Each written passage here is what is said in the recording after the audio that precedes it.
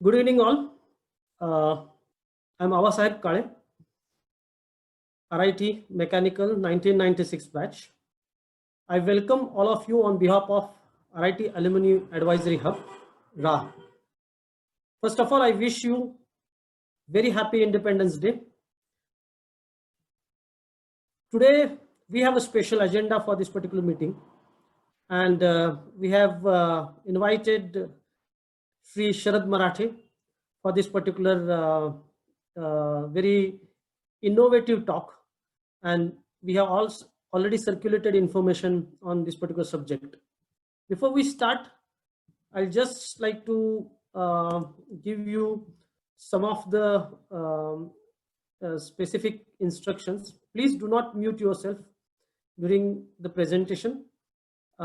If you have any question for Sri Marathe, please feel free to use chat section for the same. And while doing that, I will request all of you to please refrain from using chat section for general talks, because it will be very difficult for us to collect the questions and then post it to Sri Marathe at the end of this session. In case if there's any problem or during the live session, please rejoin the session on the same coordinates. Just brief, 12 weeks back, we started this particular alumni forum with very simple objective to help each other as alumni, to help our mother. I hope I'm audible. Yeah, now it's audible, sir. Yeah, I think there was some bandwidth problem. So we have been discussing and doing a lot of work on our special objectives, initiatives and all. And fortunately, now we have detailed out everything and going ahead with well-defined agenda. During this process, I thank our great alumni from 1995 batch, mechanical, Mr. Sachin Shirsagar. He recently introduced us to Mr. Marathe, and then the discussion started on the subject of how we can take these initiatives forward. Meantime, before we start, I welcome Mr. Sharad Marathe as well as our Director of RIT, Dr. Professor Sushma Kulkarni. Thank you for joining. An entire team of RIT, all alumni who have made it today on this auspicious day to listen Sri Marathe. With this, I'll request my colleague, Mr. Sachin Shirsagar, to please introduce our today's speaker, Sri Sharad Marathe. Sachin, over to you.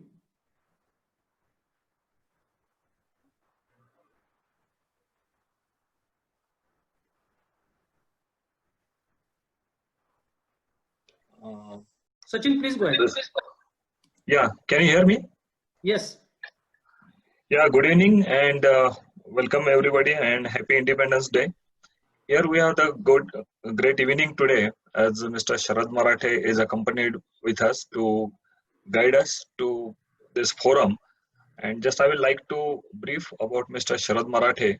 At present, Sharad Marathe is holding a task force set up by Ayush Ministry by Government of India as a chairperson. Also, he is the industry advisor to AICT, Government of India. He is the president and CEO of Universal Technical System, UTS. This company is doing very great things from last around more than 30 to 40 years. A big game changer for various industries like aerospace and others. And their clients are Boeing and many.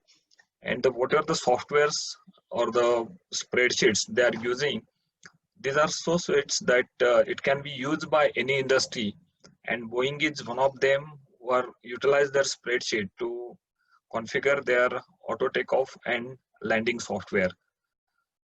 Also, Mr. Marathe has doing the policy development work at an Niti Aayog to double farmers' income in using the new business development model. He is also one of the founder of Pune Software Park Private Limited, formerly known as Software Technology Park of Talaude.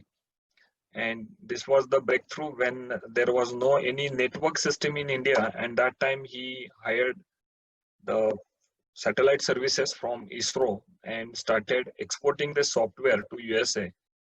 And that time the turnover was hardly 30 million in 1985, and today it is more than 150 billion. So just think of his vision 40 years back, what he have put, and now we are reaping the benefit of that. And many other more things he is now doing with various government activity. We are happy to get him associated as a guide or guru for our alumni network, alumni forum to guide further, and it will be a great thing for RIT as well as Alumni Hub to get his guidance. So without taking much time, I will ask Sharad Maratheji to take over and start about his presentation. Thank you. Thanks, Sachin. Can you all hear me? Yes, sir, Yes, we can sir. hear you. All right. So what I'm going to do is, I guess I'm just getting used to the Zoom part of it. And hopefully you can see my screen. Yes, sir. Yes, sir. Let me just maximize that. All right. So first of all, thanks for the kind words, Sachin, and etc. Actually, you could have kept the introduction very short. There is not much to say. But you managed to keep it for a little longer period of time, and I'm pretty grateful to you for that.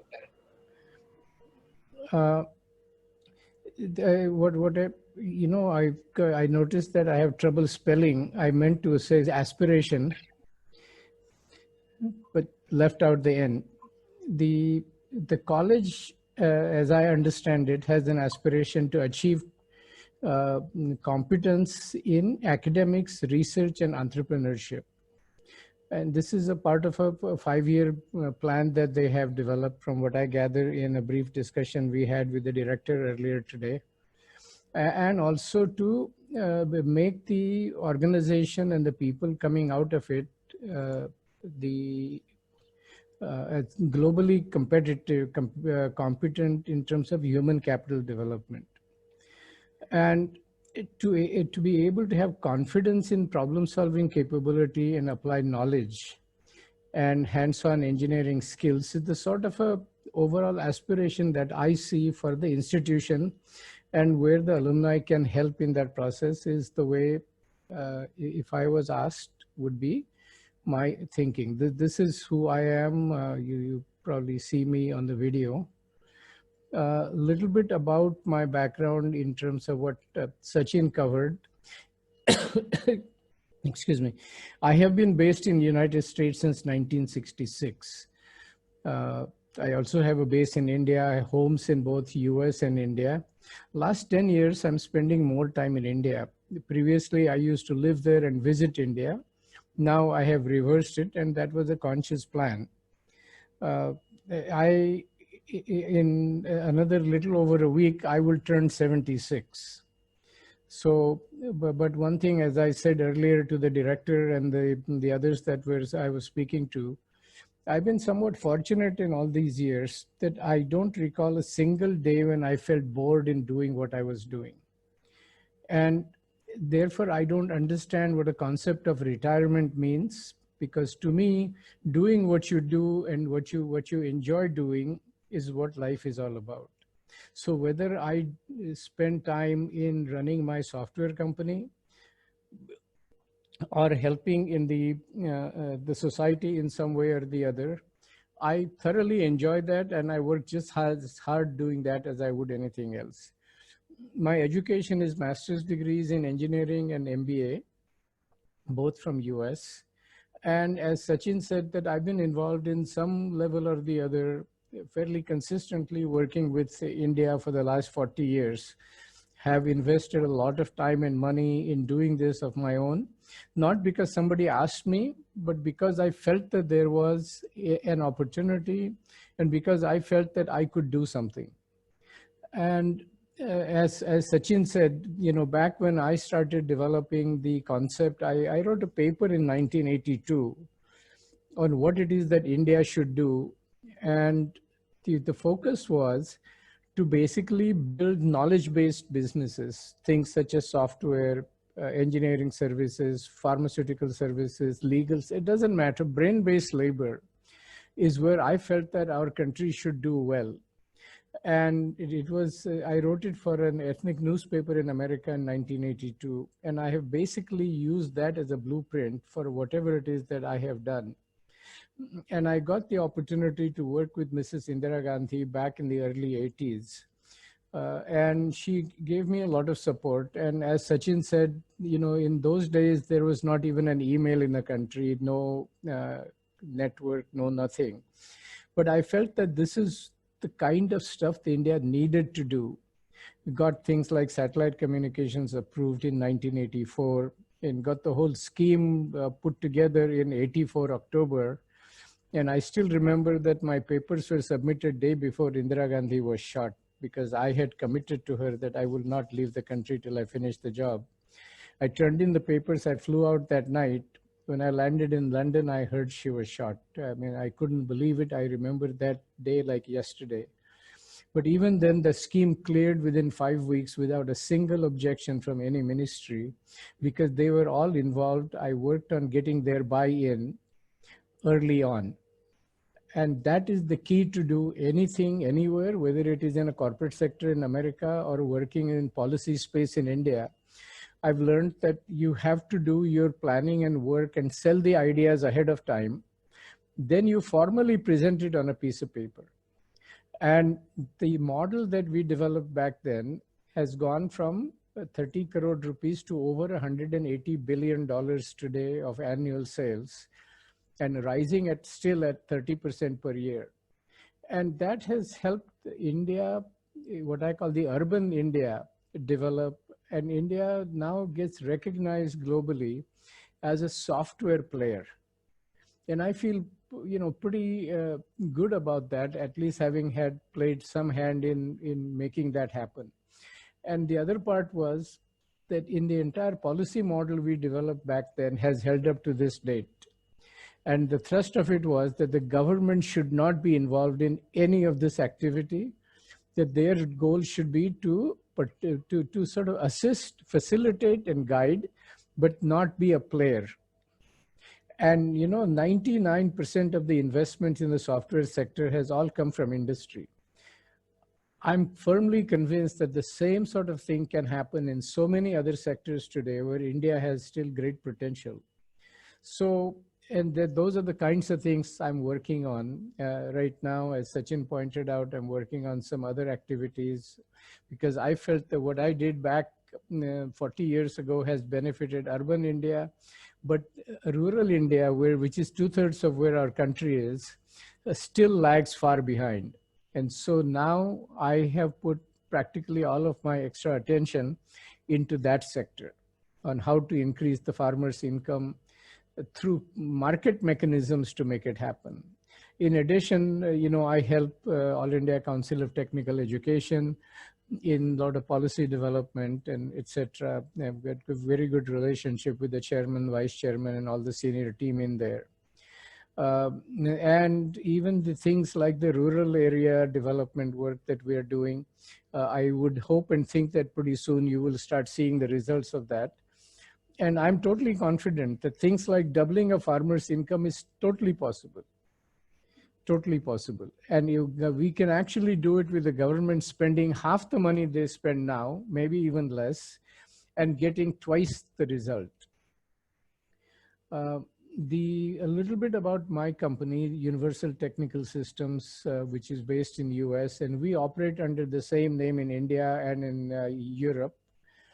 And we are an engineering, scientific, software products company. We do not sell man hours. We don't do body shopping, consultancy, any of that. Once in a while for our large customers, we may do a little bit of it. And our user base is in virtually every industry you can think of. All the major corporations globally are our customers and have been for many, many years. Aerospace, automotive, chemical, petrochemical, you name it. wastewater treatment. It doesn't matter, because wherever they have engineers working, scientists working, they use our software in making calculations, which makes it much, much easier. In fact, a lot of educational institutions use it in teaching, and a few in India as well, but mostly the educational users are abroad.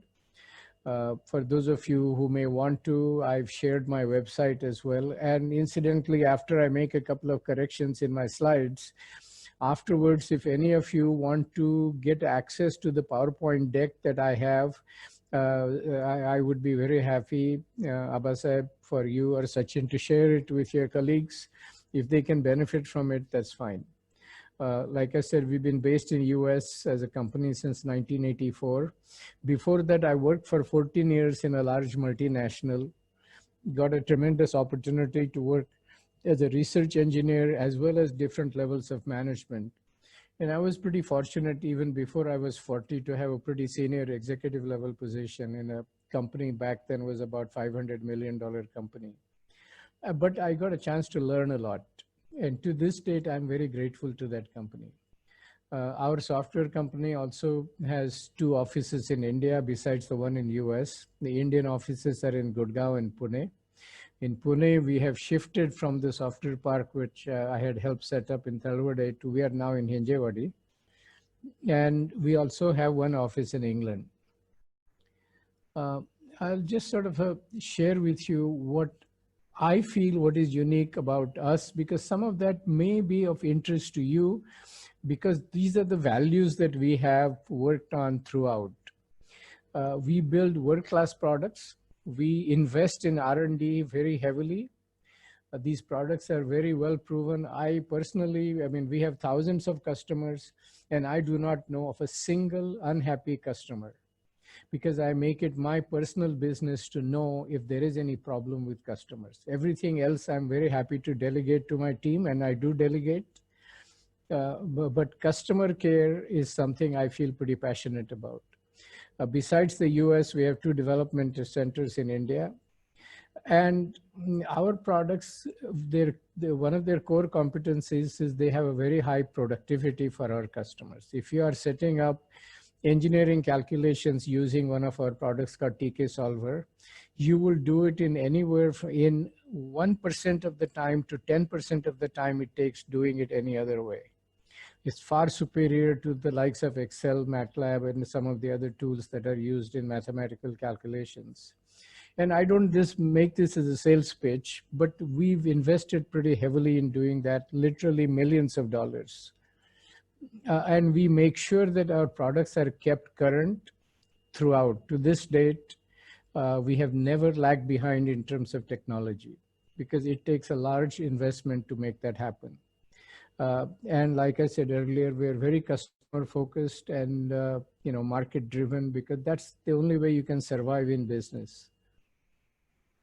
As I understand it, this alumni group, in terms of background, where they're coming from, in the short time that I have worked with them, I've known Sachin for a while, and he introduced me to the other colleagues.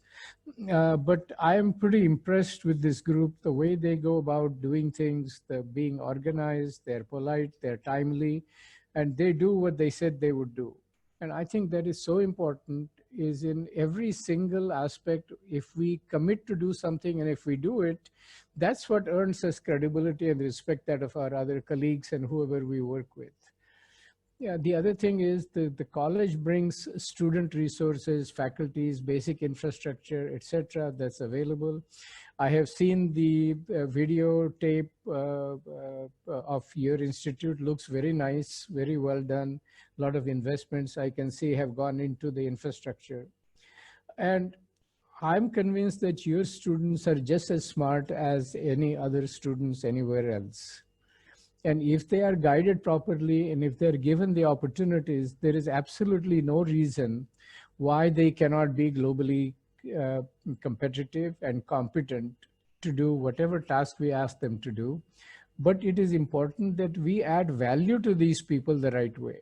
We must stretch their minds, give them the opportunities to not only learn, but to apply what they learn.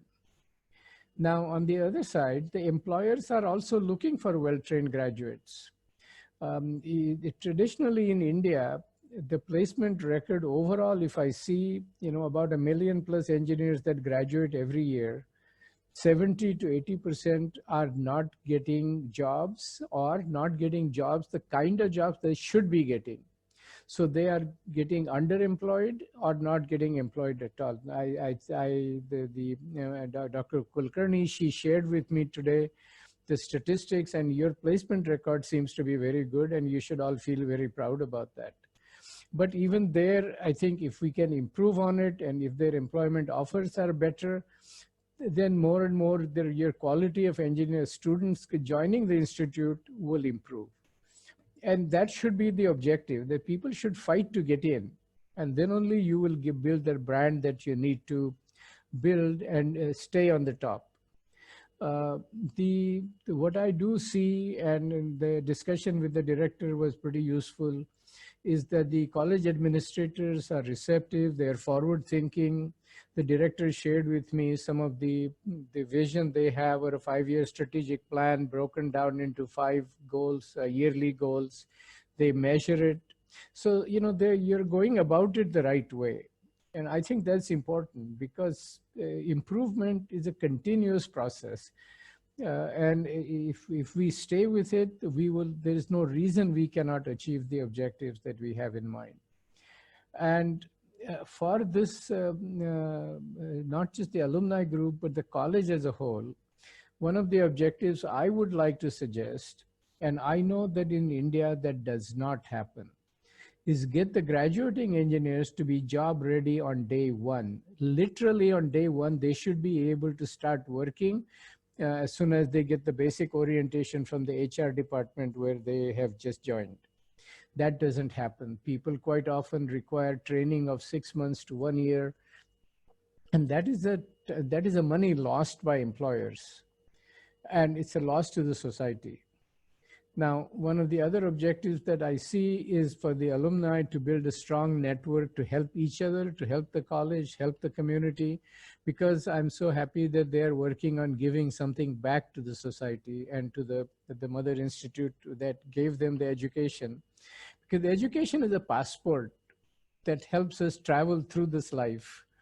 And that is one thing that nobody can ever take away from us. People can take away money, they can take away jobs, they can take away everything else, except that the knowledge stays with us. And if the alumni can build a close association with the college administrators, the faculty, students, and the nearby employers, a lot can be happening. And the placement environment, I feel, the industry should fight to come in. They should say that, we want to come and pick up your best students. They should be there early. They should be competing, because that is when you know that you've created a great product. And the alumni, I would like to see them help the RIT to significantly rise in its rankings. I was a little bit perplexed when the director said to me that you're one of in the top 200. And earlier I had heard a number that you see in the top 75 in the country. And some of those numbers shift around because maybe there are other private universities coming in, and their way of measuring the ranking is sort of involves a lot of different features, whereby you may not score as well, but that should not matter. What should matter is the output of the students that comes out, and if the industry values them, then that's all that matters. Now, I would like to suggest that as the college and the alumni helping them wherever they can, the focus should be in the rapid growth of agri business. India is a very big agricultural producing country, but we are very, very low when it comes to adding value to our agriculture. One of the things that I have seen in the Niti Aayog task force in doubling a farmer's income, excuse me, was based upon a concept note that I had prepared, saying that we require a new business model to make the farmer's income go up. We cannot keep on doing what we do It may be a little bit different in Western Maharashtra, but as a country, 85% of our farmers, their land holding is less than 1 hectare. And every new generation, that size gets smaller because of family divisions. And therefore, there is no economy of scale for that farmer to stand on. They don't have the selling power in the market. They don't have the buying power to buy the things they need to buy, and et cetera, et cetera. Young people don't want to stay in the farming because it's not as attractive to them anymore. So, but the minute we can start thinking about going from agriculture to agribusiness, the game changes. I've looked into this a lot. And if I ask all of you, what do you think is the percent of profit that a company makes anywhere in the world, regardless of the product that you make, from furniture to computers to airplanes to cars? The profit as a percent of sales is somewhere between 5 to 10%. In terms of agribusiness, it is better than 30-35%. The proportionate capital required to be invested in that business is low. But as of now, the business community in general has not yet seen the attractiveness of this sector. And I think that is one of the areas where we need to focus on, is to show the opportunities. I have a couple of slides towards the end where I will share with you some examples just to bring home the point. The other thing is, in and around here, say if you go to Kolhapur, if you go to Kirloskarwadi, even if you think about Pune, greater area, there is a large MSME sector operating there. I think it is important for the college to look at that sector as its area of focus when it comes to industry. What are its needs? I mean, today Chinese products are entering into Indian market and have been doing that, and they're wiping out our MSME's business in many, many areas. It doesn't have to be that way. I think if we innovate and if we improve our quality, productivity, and etc., Indian minds are very sharp. Indian worker is a hardworking worker, given the opportunity and the training and the skills development. Much is possible, but we have to focus on it. We don't have to have a gigantic scale to make something by the millions. You can make it in the thousands and still be cost competitive and quality competitive. But I would like to see that the university, I mean the college, focus into these kinds of areas.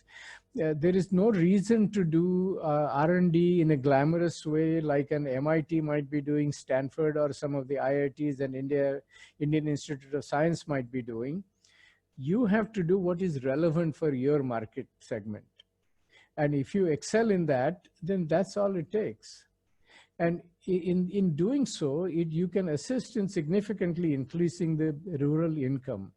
I think there are many, many opportunities. And as we do this, we should be looking at, do I see a message coming across here? No. As we do that, we should be environmentally conscious. Using water, using soil pollution, air pollution, water, etc. That sustainability should be there. And in fact, in many cases for export market and all, environmental compliance is a very critical requirement. So that should be one of the focus areas that we have to think about. We cannot go on abusing the environment and hoping that it will be around tomorrow. And if we can, and we must align ourselves to national priorities. That's the only way the country will become strong and everybody will benefit from it. As set of goals, I would like to suggest that the Alumni Hub should prepare for its activities a detailed plan, a business plan, say by September 30th, 2020, in the next 6 weeks. If you put your mind to it, it's totally doable. And what I see this organization so far, they are fully capable of doing that. And I think they should do that. And as they do it, they must get a buy-in. There's no point doing a business plan saying, these are the great things we are going to do, if that is not compatible with the thinking of the administration and the faculty, students, and the rest of the alumni. So we must all pull in the same direction to be effective. And that can be done, but you have to sell these ideas ahead of time. Make everybody a stakeholder in the process. Get their inputs in a genuine way and make it as a better product. The plan should be based upon all of that. And one of the early things that you need to do is to run the entire alumni hub, every facet of it, through a very active website. And I don't mean just a pretty HTML pages with some graphics and a sizzle in it, but it should be fully database driven and working in a very, very efficient manner. And all of that, in my opinion, ought to be done by your students. The key items of the implementation plan, as I see it, is as I said just a moment ago, is to develop the alumni network, the hub, and the website development should be by RIT computer science students and information technology students with some guidance from the faculty, but where the alumni are playing a key role in saying what they want it to be. Benchmark that against the best websites in the world, not just academic and alumni website, but there may be others. I mean, just look at what Amazon does. You may think Amazon is in a marketing business. No, they're in IT business. And not only that, they run their IT operation very efficiently, but they also sell their basic infrastructure to others. They license it to others. So you can do a lot and the students will benefit. They will get a good experience out of it. And the alumni network can also benefit from that. You should also be looking at, I mean, already your campus is very nice looking, but I think you can still make it go further. And the minute somebody walks in, they should get the feeling that they are not in India. They should get the feeling that they're somewhere in one of the most developed Western countries, clean places like Luxembourg, Switzerland, where, you know, everything is immaculate, manicured, well-maintained, and etc. That same thing can happen on your campus as well. And there can be a lot of little things that can be done and done extremely well. Roll out the AICTE model curriculum and then improve on it. The director said that you're already using and you have adopted the AICTE model curriculum. But in my view, that should not be the end point. It should be a starting point. And there is a lot of area there that needs further improvement. Yeah, the college is an autonomous body, so there is no reason they cannot improve on it. And the entire mindset needs to change from making these teaching and the assessment marks oriented, because that's all students are focused on. How do I get the best scores in my exams, rather than how do I learn something with which I can do things with my own hands. Then one of the areas that I will talk a little bit more about later is to incorporate a very strong internship initiative. And I have some ideas that I would like to present and put forward. I believe that that can be the core of the entire transformation and making our students ready on job one.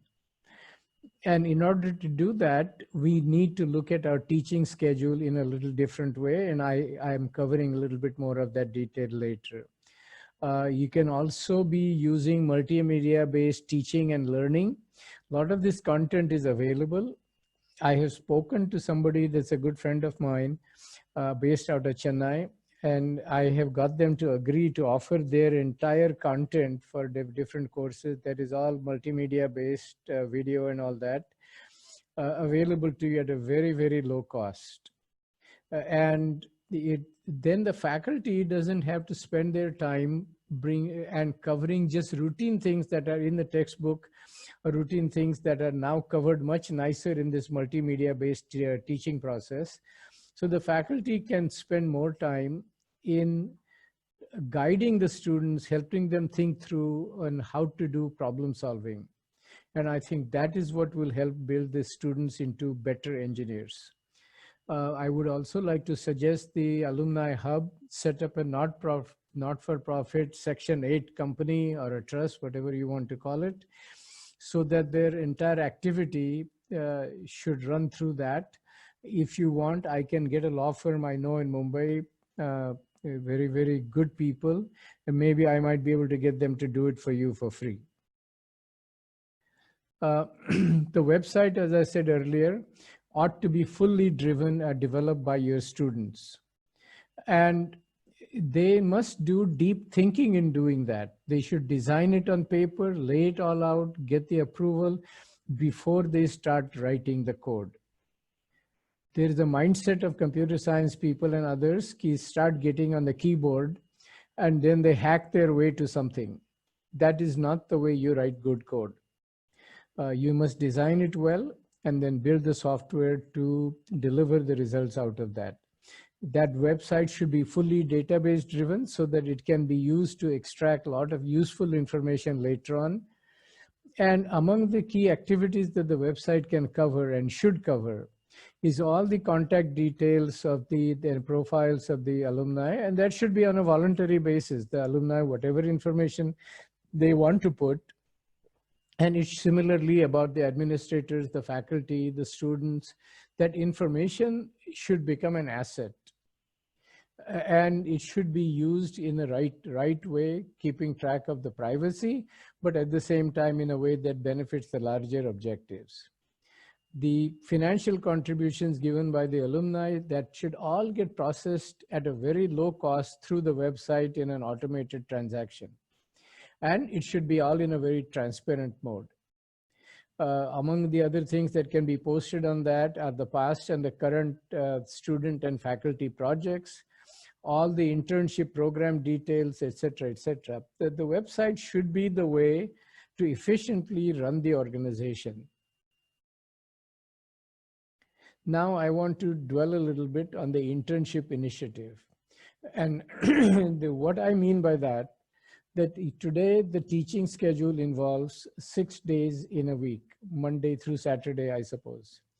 I like to suggest that we look at that as 4 days of teaching followed by 2 days of on-the-job internship. Now that may be in a manufacturing company, engineering office, even a grocery store, it doesn't matter. Wherever business activities are taken place, students should go in there, and even if you are sweeping floor in a place, you will learn a lot about what goes on in and around you. And if 4 days of teaching and 2 days of internship is too much of a culture shock right away, maybe you can do 5+1 for a year and then switch to 4+2. The reason I'm suggesting it this way, if an employer knows that the students will be available for about 120 days in a year, that employer will take that student seriously, because then they will invest some time in training that person because they know that that resource is available. If you're just going there during a few weeks of a summer, that, in my view, is not enough as an internship. It is better than nothing, but we should have internship done in a great deal of detail and in depth, because that is crucial. And what I would like to suggest, that a team of 3 students should go to an employer. One involving a 3rd-year student, one a 2nd-year student, and one a 1st-year student, because the 1st-year student will be very raw. They'd be first time away from home, etc. But if they are there along with 2 other boys or girls, then they will learn and they will work as a team together. The other thing that the alumni should do, the faculty should do, is build a database of employers within the area with a profile, like I said earlier, and meet with these employers, share with them the vision of what you're trying to do, get their ideas, get their concerns, and then tailor the internship program in a fashion that it works well. We have some other detail regarding the internship that later on, if you all like the idea, we will share that with you. We're developing this thing in working through the AICTE, both for diploma students as well as degree students. Now, I realize that in case of diploma, you cannot do too many different things because you're driven by the state policies, but perhaps you can talk to the state saying, you know, you want to experiment this way, and chances are they will let you do it. We are working with some other states right now, northeastern states, Haryana and others, and they seem to be very, very open and receptive to this idea. I would also like to suggest that for those, at least initially, volunteers, the faculty should go through internship also. I don't know how many of your faculty have actually industry work experience, but if they don't, I think it's very, very, very helpful if the faculty knows what's going on in a workplace, because that will help them guide the students much better. And in order for students as well as faculty to be successful in internship, they may need to be trained the right way. One of the things I would suggest is a soft skills course that is available through MKCL in Pune. If you want, I will introduce you to Vivek Sawant there and some of the other team that I know fairly well. And it's a 40-hour sort of a training program, and the cost is very low, 4 hours per, 4 rupees per hour. In other words, one student for the entire course will pay 160 rupees. To me, it's every bit worth it.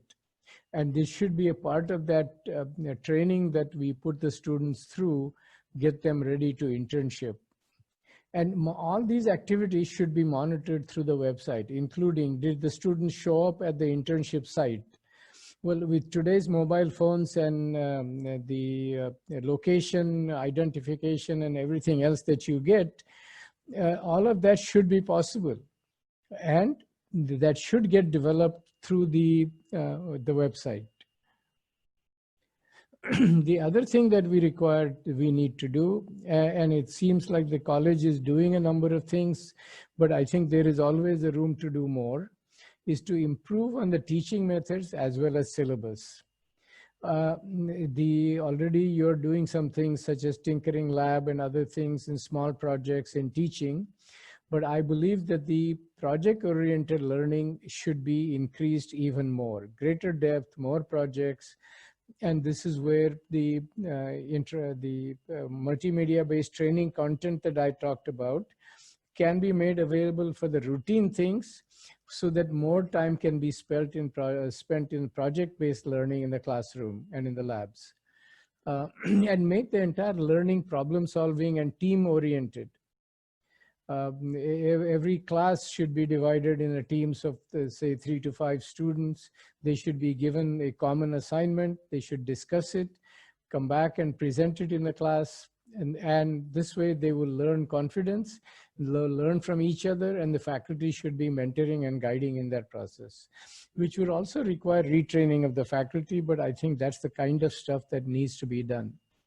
I already talked about the soft skills training, but that should include effective writing, effective listening, team-based activities, lots of these things that are critical on the job.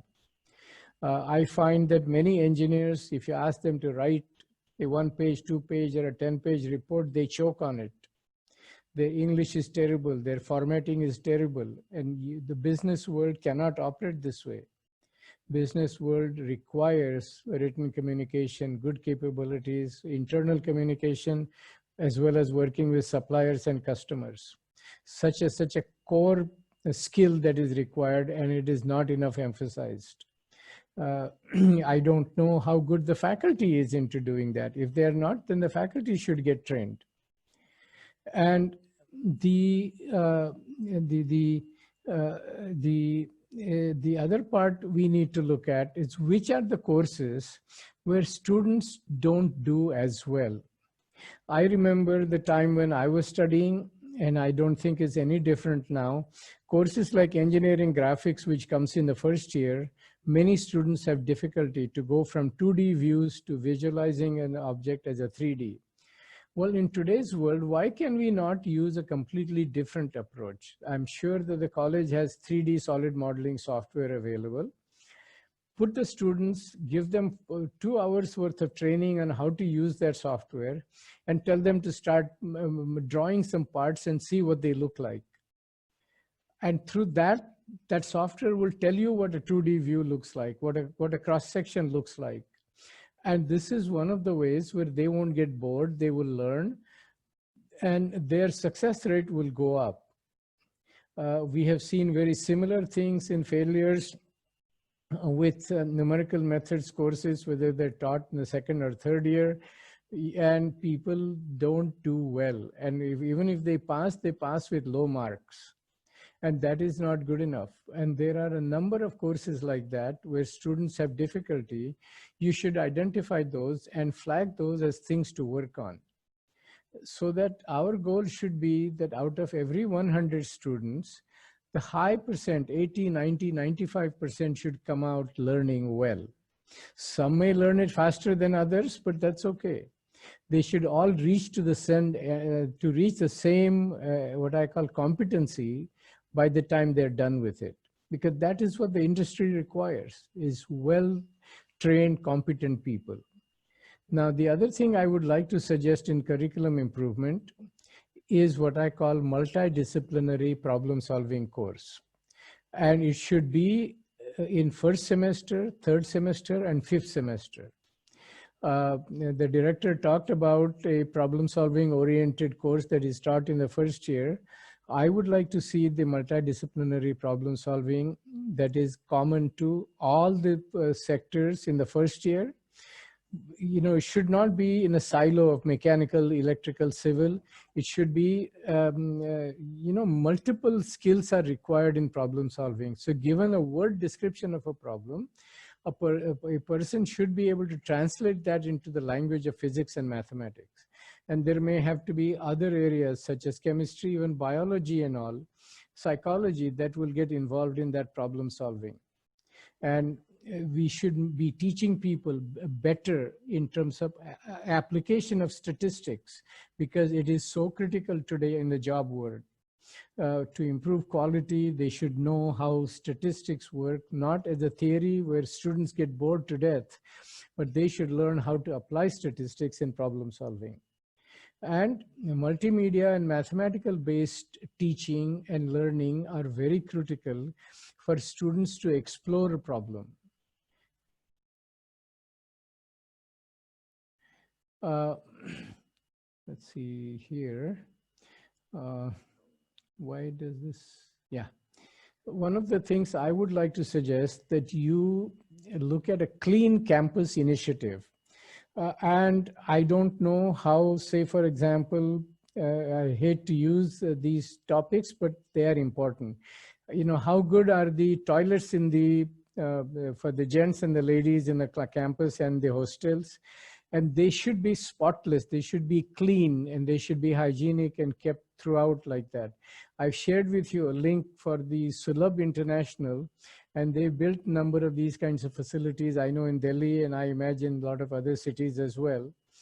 But the students should get involved in looking at the way it is today, identifying where it can be done better, and having this, and maybe the faculty should help pay for some of this out of the money they may raise, and show what can be done.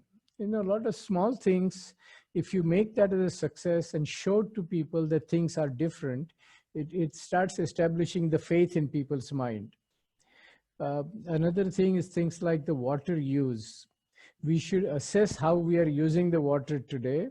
Are we recycling it enough? Are we taking wastewater treatment? Are we reusing that water for landscaping and other things?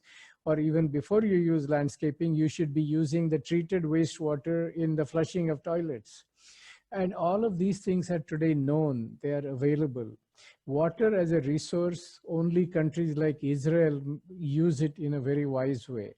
India wastes a lot of water. It should not be that way. We should be looking at rainwater harvesting, solid waste management. I had done a paper on solid waste management. If some of you want to take interest in that, I will share that with you later. So much of the solid waste goes into garbage dump, where less than 5% needs to go to the garbage dump. Everything else can be recycled or composted. And those are the things that are important for the environment that we live in. And I think if we do that, the students will feel proud, the society will benefit. I see that your campus does have good landscaping and all, but can they do better? Maybe you should define the campus into a grid, and each grid square, so to speak, the ownership of it should be adopted by student groups. They should take care of it. They should feel proud about that. And that is how the entire campus can be improved as per a master plan, not ad hoc, but master plan does not require a lot of money because colleges don't have spare money to spend on these kinds of things. Where student volunteers, students will learn something, they'll take pride in it, and the campus can be made to look nice. When I visited places like NIT Kurukshetra, very, very nice looking campus, meticulously done. One or two of the faculty members take a lot of interest in it, and now a kind of a tradition has developed there. Very nice looking. And it creates a very good first impression by whoever comes there. And that first impression matters. The other thing I would like to see is a lot of pilot projects to be done, make them a success, and then scale. And document the baseline. How are we doing today? So you can measure when there is a progress being made, and then that should be documented, should be reported. I hope I'm not taking too much of your time. I have a few more slides, and then I'll try to wrap up. The other thing I would like to suggest is the whole campus should be basically chemical-free region. And that can be done. I don't know how many of you are familiar with the work done by people like Subhash Palekar. He calls it zero budget natural farming. It doesn't have to be zero budget, but the techniques of natural farming there are excellent. I've seen them to be working. I've visited some places that have adopted that. The soil quality goes up, the organic carbon in the soil goes up, water use goes down by maybe 50%. I've met a number of farmers that are practicing that, and they are financially better off and they are happier. You would be shocked to know, I don't know if you know that, Punjab was considered as a success story in the green revolution of India. But today, Punjab is a basket case as far as I can see. The Ludhiana district of Punjab has the highest concentration of what I call pesticides and chemicals in a breast milk. I mean, to me, there is nothing more criminal than feeding that newborn the chemicals that are coming from our water and food. That is because of all the chemicals that are used in the agricultural business. It should not be that way. There is a train that runs from Punjab to Rajasthan every day, and they call it Cancer Express. The society deserves better than that. Today, you have pest control products that are available, that are herbal, nanotechnology based, and it is so safe that you can drink it. The people that have developed it, I know them personally, based in Rajkot. There's a company in Pune that markets it. You may know Hanman Gaikwad and his company. But this thing not only does pest control, but also improves the productivity of the crop. And it is crop agnostic. The same thing will work on many different crops. So this thing should not only be used on the campus, but students should become aware of it, and they should spread this gospel, spread this word to the nearby farmers. They would be grateful, they will save money, and the society will be better off. Now I want to talk a little bit about the fundraising by the alumni.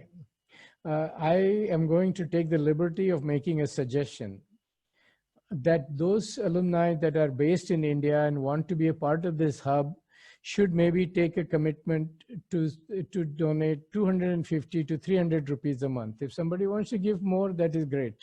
But if they commit to do this much, to me, that's not going to pinch somebody's pocket too much. Those living outside of India, maybe $10 to $15 a month. And the website should be made automatic so that making that contribution should be simple.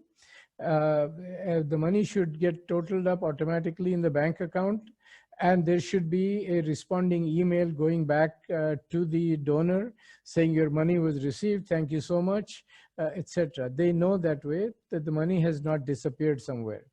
And everything should be run in a clean, transparent way, so that people will, more and more alumni will feel like joining. I mean, you have the capability to make the alumni hub having a membership of 5 to 10,000. Imagine if you have 10,000 people that are members, how much money you can raise that will go for a larger cause. But it has to be done in a very methodical way. And I always say that in everything you do, details matter. The devil is in the detail. If there is no such thing as, too fine of a detail. Sweat it, work on it, make it happen. Then there are other ways and innovative ways to significantly increase the fundraising. It is possible. Someday later, for those of you who are interested, I will share some ideas with you. I didn't want to overload your circuits right now, but I know that that is possible. And with that, you can do so much, and you will feel proud about it. My suggestion is your website is not ready, but those alumni who are on this program today and those who can pass the word, take the pledge as of today. Make it so that your contributions will be effective August 2020. If the website is ready in September, then you should be contributing for August and September. Start setting that money aside and make that commitment and make it happen. The pledge for the Independence Day, and I want to suggest something to you. We should be thankful to our forefathers, the Gandhis, the Tilaks, and everybody, Nehrus, who made India get independence from the British in 1947. Today, we are able to think as citizens of a free country without somebody putting a gun to our head. But that was political independence. Now, one must aspire to turn this independence into an economic independence. And we will only become strong on the borders with China and Pakistan and all if we are very strong economically. And to be becoming economically strong, one of its most important thing is to how we cultivate the human capital. And you are in the business of training human resources. It is one of the most noble causes. The country needs it, and you have an opportunity to make that resource one of the best in the world. It is totally possible. There is no reason why it cannot be done. And if we do this, India can become a very strong economic powerhouse in the top 2, top 3 economies of the world in the next 20, 30 years. It is totally possible. India has a lot of resources. It has a big market. It has talented people, hardworking people. We just need to make sure we harness that resource well. Now I want to share with you a couple of case studies in what I think is where you are operating is an agricultural belt. And therefore, it is important for you to think about how to take the country from agriculture to agri-business. I'll share with you a little bit of a case study. In the sugarcane area, the farmer gets anywhere from 1,800 rupees to 3,000 rupees per ton for the sugarcane they supply to the sugar mill. Well, imagine that you can think of the sugarcane in a different way for a minute. What is the sugar mill interested in? They need to get the juice out of it to make sugar. And they get the crushed, the biomass, and then they may use it in the things like the boiler and all. And that is the value that the sugar mill gets. And the farmer may get 2 rupees, 2.5 rupees a kilo for their produce. Let me suggest to you a little different way to look at this. Imagine that sugarcane is cut into a 1.5 foot, 2 foot long pieces of sugarcane and now cut vertically into 2 semi-cylinders. Inside of it is the juice. You can take it out, and the refinery, sugar refinery, can use it to make the juice, sugar like they do today. So they're no worse off. But there are 3 other products that you can generate out of it. One is a fiber. Then the wood that is there in the sugarcane can be used to make things like tableware at the restaurants and places like that. And on the outside of the sugarcane, there is a wax. That wax is very, very valuable in a cosmetics. Now, the same 2.5 rupees a kilo, if you have a group of farmers that process this and sell the juice to the sugar factory, and the sugar factory make the steam using bio-CNG or something like that, that 1 kilo of sugarcane, the leftover part of it, when you take that into consideration, the profit will be more than 200 rupees. Now the entire economics of that farmer changes, of that area, the wealth creation changes. And this is the kind of an innovative thinking that is required to, in a what I call regionally relevant fashion. And so much is possible. Now remember, what you can do in your area is not necessarily the same thing that people in Nashik should do. People in Nashik will have different products, the tomatoes, grapes, etc. But the concept should be to get the best value from your agricultural produce. I'll give you a couple of other examples. A pomegranate, which grows in a Baramati area, grows in the Ahmednagar area, in the best of times, the farmer may get 50 rupees per kilo as a fruit. The same 1 kilo of pomegranate, the value can turn into 1,000 rupees if you can make pomegranate wine out of it, take the oil out of the seeds and use it in cosmetics, and even the skin of the pomegranate dried and it can be used in cosmetics. So there are different ways to look at that fruit. So all I'm trying to say is one must be innovative, one must be creative. You know, apples, the best that a farmer may get is 50 rupees a kilo as a fruit. But if you look at that, the juice and getting chemicals out of the leftover part, the value now all of a sudden can increase to beyond 400 rupees a kg. So the country has to think differently, and all of a sudden its economics will change dramatically. Now, my suggestion is the RIT's research should not be focused on aerospace research and the same research that somebody may be doing at Indian Institute of Science in Bangalore or IIT Mumbai. Their research should be aimed at what is regionally relevant in an agri-business fashion, MSME fashion, and etc. And the papers that you may publish don't have to be the same kind of papers that are published by the MITs of this world. They should be based upon the relevance of the things you do in your backyard. And if you do that properly, then I believe so much is possible. But what is required is a new way of thinking. In this, the alumni should help in making this transformation. Because if the college sees what can be done, if they see evidence of it, more and more people would want to participate in it. And they can actually enjoy doing rather than doing the same thing over and over. This is my last slide, so thankfully for you. What should be the next? One is to develop a time-bound action plan and to make sure we do it as per the plan and to track it, to measure it. And don't wait till the last day to make it happen. Anything that is tracked continuously will help you get to the end goal much better. Divide the work into smaller pieces and give ownership of each of the smaller pieces to different teams. And maybe 1 or 2 teams should be involved in tying all the smaller teams' work together into a final outcome, but it should be part of a cohesive plan. I mean, why do a good orchestra, why do they succeed? Is because there is an orchestra conductor and everybody plays the instruments to their best abilities in their own way. As I said earlier, you must get a buy-in of all the stakeholders so that they all pull in the same direction. If people have concerns, they should be able to express those ahead of time. And you try to incorporate as many of their concerns as you can. If you cannot, you should be able to tell them why you were not able to do it.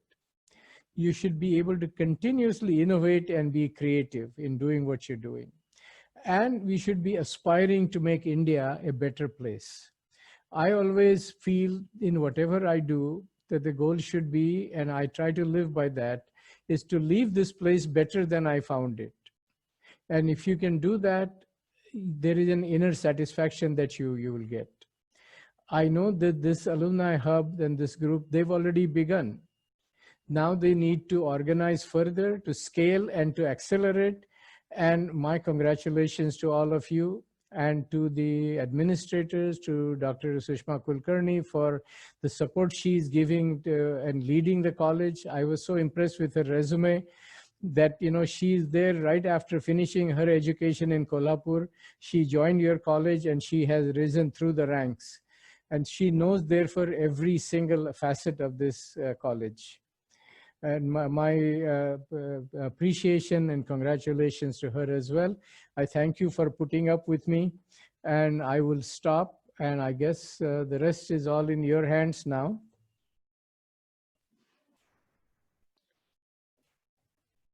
Splendid, sir. I think we all were just listening to you very carefully, and to be very frank, it was one of the best talk of our life. Thank you so much for being there today.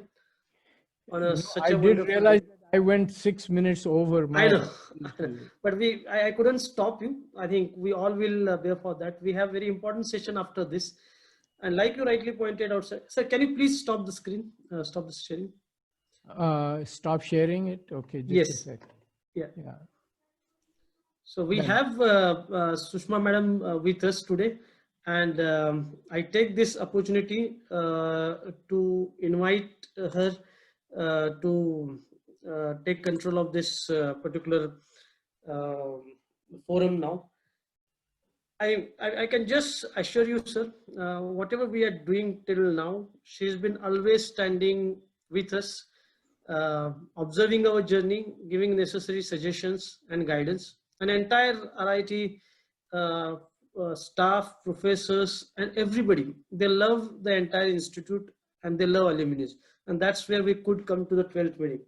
Without saying much, we already crossed a couple of minutes. I request ma'am to please unmute herself and please give concluding remarks as well as vote of thanks. Over to you, ma'am.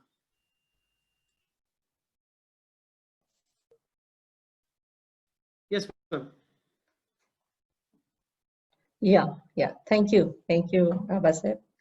And I must really thank Marathe sir for this wonderful presentation, which is, you know, I was reminded of the book named Execution by, I think, Larry Bossidy. And that person talks of execution. So from planning to execution. Generally what happens is we all do planning, but when it comes to execution, the detailings are missed out. But what I could find in his presentation was that every detailing was to the action and execution. That how we should go step ahead and try to execute the things as per the plans. So his presentation was an example of that. The way he had laid down all the points, right from what alumni should do and what RIT should improve on. And basically first studying what RIT is, talking to me and then going to website. He has done wonderful homework, and I really, sir, I really don't have words for the way you have guided us. And I'm very happy to inform you that all my faculty was there on this virtual platform. They have heard you, and that's why I'm very much thankful to the Alumni Association named now Raah, and Vasayab and his team, Sachin Shirsagar, and all the team members. I can see Ramesh Sadhav. I may not be able to take all the names, but all the alumni team members who want to give back to alma mater. I can see their self-drive, their divine intention to support RIT to grow from where we are. And I'm really glad, sir, the way you have guided us, our alumni, our faculty. I'm sure we will all have a thought process on whatever you have suggested. It may be clean and green campus, it may be chemical free working, it may be connecting with the agricultural field, because we are in Western Maharashtra, it's a agriculturally very rich region. So thinking of agro business and a lot of thoughts and ideas you have given, and we'll surely think about it.